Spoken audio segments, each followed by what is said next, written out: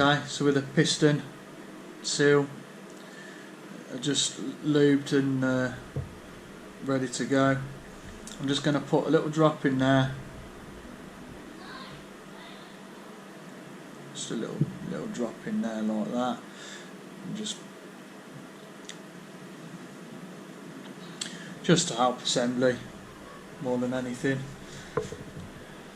So I'll get one of the paper gaskets. It's just being careful not to, if you like, accidentally fold or pinch one of these gaskets, and then we'll put that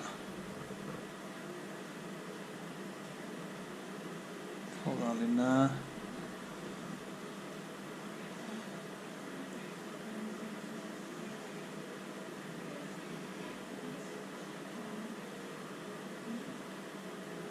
So I'm just taking my time to line up the holes, make sure the paper gasket is lined up as well, and then I'll just get a couple of the screws in there, just hand start them.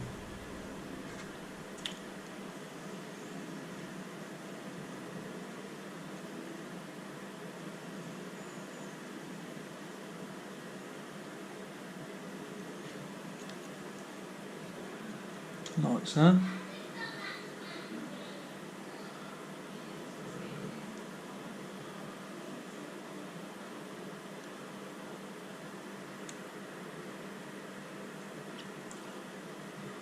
As always, nice and fiddly these.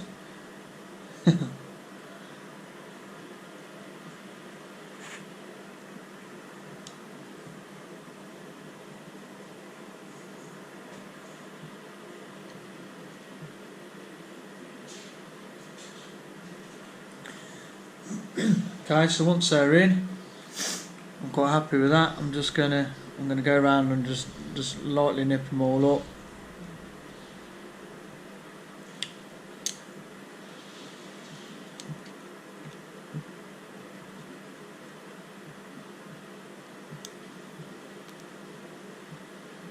Literally just nipping it for now, and then I'll sort of do a final secure just towards the end. I'll just keep it nipped for now so it's secured. So I know they have to bed in. They'll have to bed in as would any work like this. There'll be a point where it'll sort of take its time to settle down. I was reading it could affect the performance initially, just until it's sort of bed in. So it possibly might be worth running it up on the rolling road initially before it goes out, just to see how she sort of runs after this.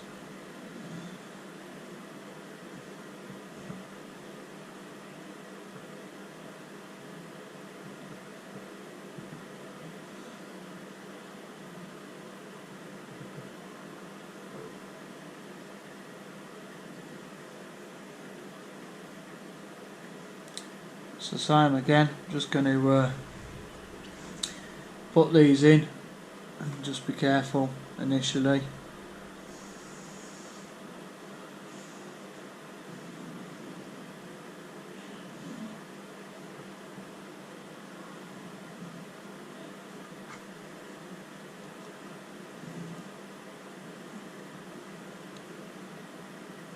There you are.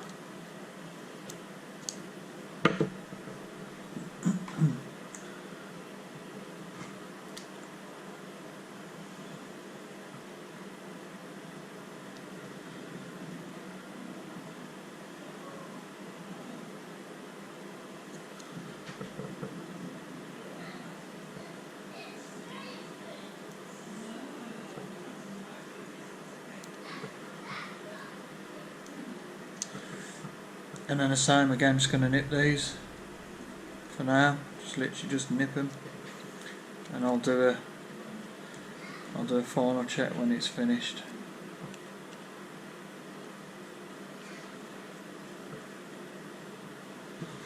There's just a quick nip. So that's it. So that's obviously got the new. There's a new O-ring on the piston.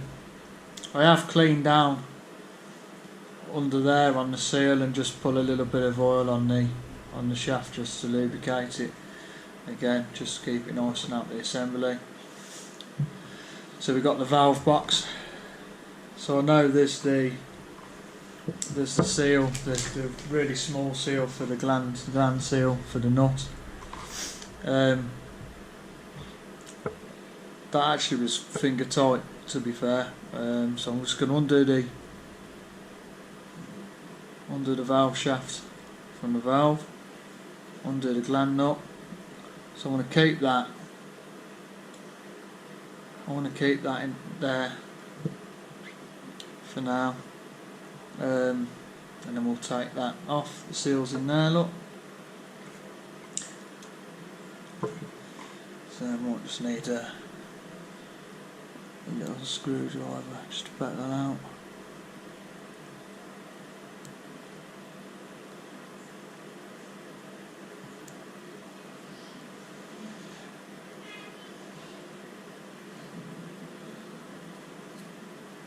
And that's it.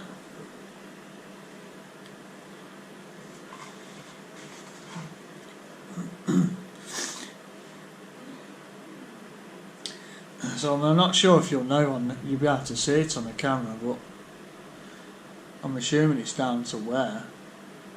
The bore inside the seal's considerably larger than the new one. I mean, it's quite obvious here. I don't think it's that obvious on the camera. But we'll put that down to the wear. I suppose, like all of them, they just hold the shape eventually, don't they?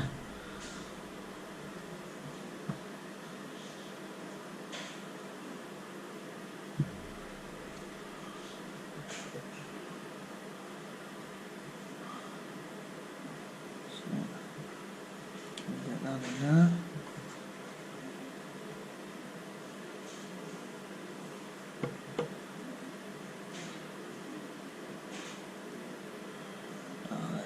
Better doing it that way, look. Might be better doing that way. So I have put quite a bit of oil on there just to help me sort of get it over the threaded part. And there you have it. So once that's on there, I can reinsert that.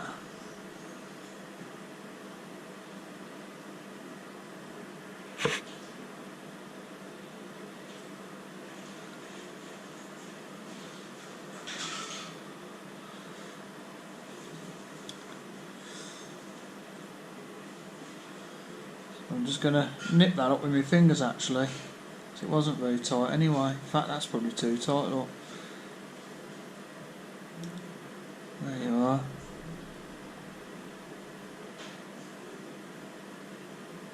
Okay, so with that done,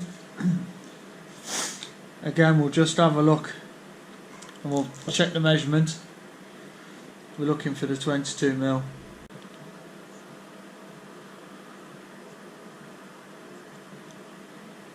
22. So that's set at 22 again.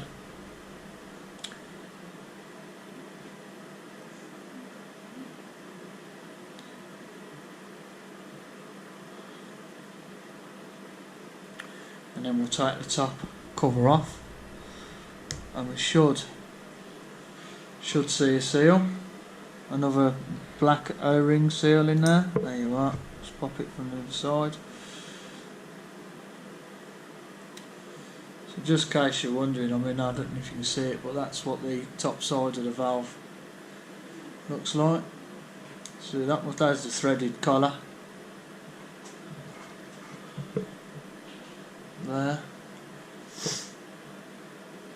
Holds that in place. And there's the seal.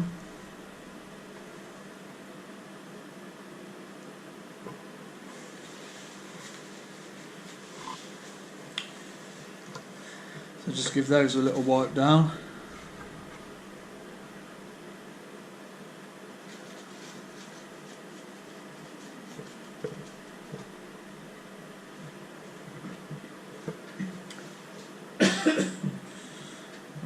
we'll get the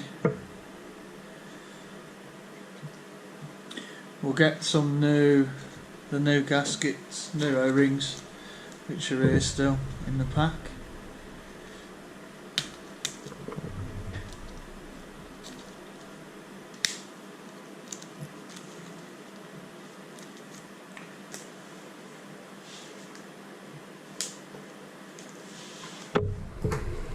There we go. So there'll be two of those, one for the top and one for the bottom, but I'm just going to use the one for now.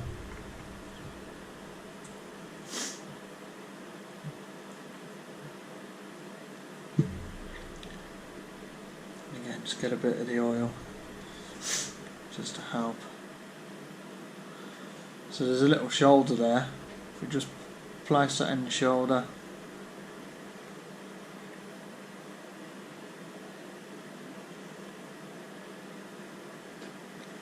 like so, and then the top would obviously go back on, cover go back on like so. But that will obviously secure up when I put it onto the cylinder. But as I said earlier, I think I'm going to look at fitting the valve part first, and then the cylinders, and then fix them, secure them to the cylinder after. So I'm going to do the same for the other side. So we're in a position to fit the cylinders and valves back onto the loco. So that's it. There's the cylinders built up with the new exhaust, both sides. So they're ready to go on. The plan is I'll put the cylinders on because of the steam outlet, and then the pressure outlet, and then I'm going to put the valve, I'll do the valves and secure them up and then drop them down onto the cylinders after. So we're going to have a little look at that now.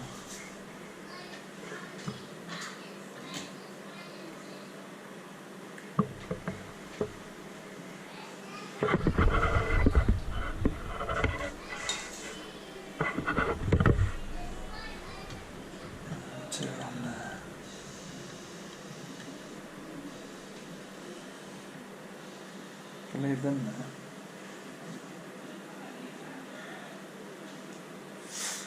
Just making sure the O-ring seals don't get pinched and are still in the seating position as well.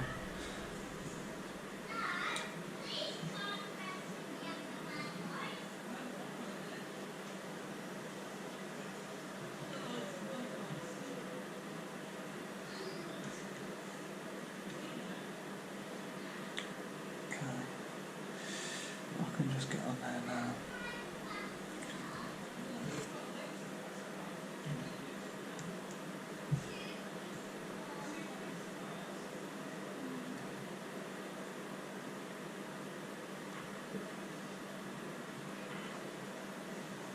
This is obviously the fiddly part.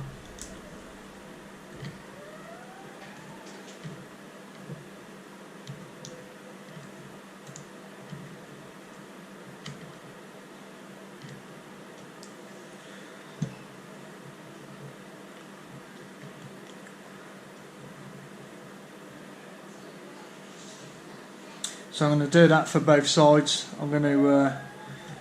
I'll come back once I've managed to get them on, because I think it'll be a bit time consuming this. I'm going to take my time not to cross thread, and then we'll come back. So there we are, just a quick look. The cylinders are in place. So I put the exhaust and the cylinder in the slot, and then I put the valve covers on and secured the two sort of the grub, the nuts there and there onto the steam outlet, pressure outlet. So I'm just going to put the screws on now to secure them, and then I'll nip up the screws just to make sure everything's snug. I'm not going to go over tight, but I'll just give them all a little tweak. I'll do them in a crisscross just to make sure they're done. I think we'll be pretty close then. I'll set the length again on the valves 22 mils. Obviously I've knocked them and turned them, and then I'll connect the rods up. I think it'll be pretty much looking for it'll be pretty much doing the measuring a cut down on the exhaust pipes for the Summerlands chuffer there. So yeah, getting there slowly, surely. Okay, it's just a quick catch up there. The cylinders are on and secured. I've tightened up the 4 bolts to secure the cylinders to the chassis. I've just made sure that these little collars are nipped up, and they are. I've reattached the connecting rods and nipped them up. I've given them a nice little tweak just to make sure, or hopefully they don't come undone. I will give him a check after a run. I'll just quickly check them, make sure that they've not sort of worked loose, being as they've been apart. So yeah, it's looking good. We've got cylinder covers to go on, and then the tread plate and buffer, and obviously the chimney and smoke box. But at the moment I'm just going to do I'm going to cut these pipes for the Summerlands chuffer. So yeah, I'm just going to fit the Summerlands chuffer now. So I know there's a bit of confusion on this. Obviously on the instruction sheet it was saying to do it 78mm, which would be right down here for the Bertie. So I'm not too sure. So I'm gonna go with my own experiences, and I've measured it for the smoke box. I've placed the smoke box on the chassis where it will sit. I've had a look, so the Summerlands chuffer will be roughly about 5 mils down the chimney pipe, and then I've measured it to cut. So I believe I'd need to cut it off about 44mm. So I've already marked it up. It will leave the chuffer sitting about there. Now obviously this goes back to the fact that they say that the whistle will give you the maximum chuff in the chimney rather than sort of wasted in the smoke box itself. So I'm going to cut that. I'm going to commit and cut there 44mm, and then fit the Summerlands chuffer. So it should be like that roughly. Just while I'm here, obviously I have tightened up the screws for the cylinders, and I sort of checked and secured everything as we'd gone. I know I did mention I would, so I just all these, there was these screws there, there's these ones, they've all been secured, etc. So I'm going to cut this off, I'll fit the chuffer, and then I'll come back. So that's it.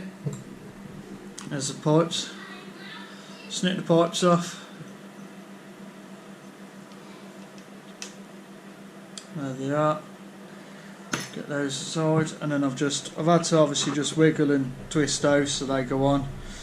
I'm just going to put the chimney on the smoke box, and then we'll see how it fits. I already know the whistles towards the front, so I've got to make sure the whistles away from the chimney wall. So I'll put this on, just have a little look down there with the torch just to see whereabouts it's sitting. If required I might just have to manipulate the pipe work slightly, but we'll see how we get on. I'll put that on and get back to you. So that's that. So smoke box and chimney now fitted, and it's measuring 4.5mm from the top of the chimney down to the top of the chuffer. So I'm happy with where that is. I've got my band on the tabs on the underside, so I can secure those. I'll put the plate on and the buffer, and we're pretty good to go really, because there's one last job would be the pressure gauge. So we're getting there. Okay, I'll put the bits on, get it finished, and then we'll show you with it all built up what she looks like. So there we have it, all finished. So today we've carried out the service on the cylinders, and we've reinstalled the Summerlands chuffer. Like I say, that we actually cut that 44mm, just in case anybody's curious where I ended up cutting it, and it's left it 4.5mm down. And if I look down the chimney, it isn't against the wall; it's actually sort of leaning across this back edge here, which is good. So yeah, obviously just a quick recap with the screws. So secure the band on the tank that sort of secure the tabs on the smoke box. There's the nut and bolt at the front that's re-secured, which also secures the foot plate, and then there's the 2 screws on the front buffer there and there, which obviously finished that off. I did double check the screws on the cylinders, and then it was just your connecting rods to do. So again, for me, I set these at 22mm. I would stress it to you, if you measure from that from that face there. Push this all the way back, and then measure from that face there to the face of the cylinder, and make a note. So because they do spin and adjust quite easily, and one turn can make a major difference. But on this one, it was 22mm, and I'll set them both when securing. So a job well done. We'll put it on the rollers. I will get a little video with it on the rolling road, and probably keep it a bit separate because this video is going to be quite long, probably one of my longest, to be fair. But yeah, on that note, we'll leave it there, and thanks for watching. Hope you've enjoyed it.